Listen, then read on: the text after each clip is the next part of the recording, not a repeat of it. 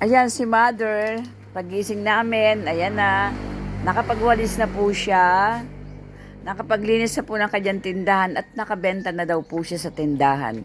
O, ako po, kagigising ko lang kasi kagabi po ay nag-brown out dito sa Marinduque at napakainit po talaga dito. So, hindi po kami makapag-aircon, syempre walang kuryente. Yun po ang number one na mahirap dito, nagbo-brown out. And then ngayon, nagdidilig naman po siya. Ayan. Ilang taon ka na, Mother? 82 years old. Ayan, mas talo pa kami.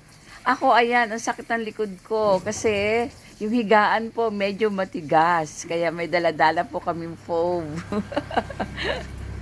Dahil yung pong isa, gamit po ng anak ko. And then, puntahan po natin ang kanyang mga halaman. So, eto po, marami na daw po niya nakuha dito sa kalamansian niya. At napakarami pong bunga talaga. Marami na po niya nabenta. Doon sa taas, medyo malalaki. Ayan po, oh, dami. And then, kailan ba kami naggaling dito, Nay? Parang kailan lang naman. Bakit ako'y nagulat? At bakit meron na siyang papaya? At may bunga na, ha? Last time? Oh. Last time na punta namin dito, wala pa tong papaya o meron na siguro kaya lang mababa lang siya. And then, ang kanyang bugambilya magaganda. Na kapag dinadala ko dun sa amin, bakit hindi na gumaganda? Yan. At eto pa. At eto pa. Teka muna, nakalak. Nakalak ang ating. Open natin ang gate. Wow, ang hahaba. Super haba. Pwede na natin igulay ito mamaya. Sitaw. Wow, ang haba. At Tia.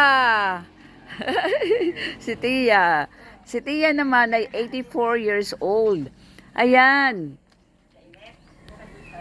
Ang kanyang tindahan. Tingnan mo na. Naku, ang bulinggit naman ito. Oh, ito. Yan. At super haba. Iluluto ko na tunay. Yan, oh. Bakit? Magaling ba ako magluto? Iluto mo na tunay. Oh, matanda na to. Natanda na, Nay. Natanda na. Okay. At ito naman, ang tindahan ni Tia Sitang. Ay, ako po, nagbibideo lang po ako, Tia. Wala akong kausap. O yan, may papunas-punas pa sa kanya mga paninda. 84 years old, imagine mo, ha. Malalakas ang katawan nila. Kaya yung si Mother, inaalaw po namin na magtrabaho siya, magtinda. Kasi iba po talaga yung kumikita sila ng sarili nilang pera. Although nagbibigay po kami, kaya lang mas gusto po niya talaga na kumikita sa pamamagitan ng kanilang lakas. Malakas pa naman daw po sila. So balik po tayo dito. Ayan, dami na niya nagawa. So eto po naman ay doon tayo dumaan sa kabila. So eto po ang tindahan ni Mother. Ayan. So imagine mo 82 years old. Ayan po, yung binibigyan namin pera, iniipon po niya. Wow, sarap ng amoy. So sa amin po yan, dadalhin po namin yan sa Cavite. Ito ang kanyang paninda. Ayan.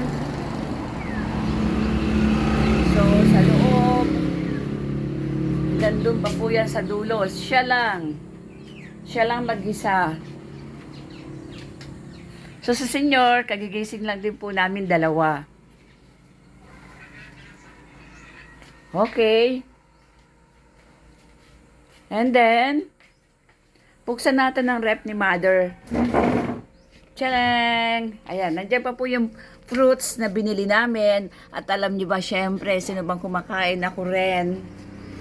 And then, chocolate from my sister. Ito pa, oh. Nandiyan yung kay Mito, sayang, pero ako rin, kahit paano may nakain ako. Wow, dami. Ano sa'yo? Ano po? Wait lang ha. Oo nga rin. Ano lang wala ako din tumira. Sige po, kuha na lang po dyan.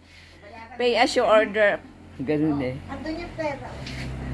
Ay, magkano po? Magkano po isusukli? 50. Magkano po lahat? Ayos na yan. Ah, okay.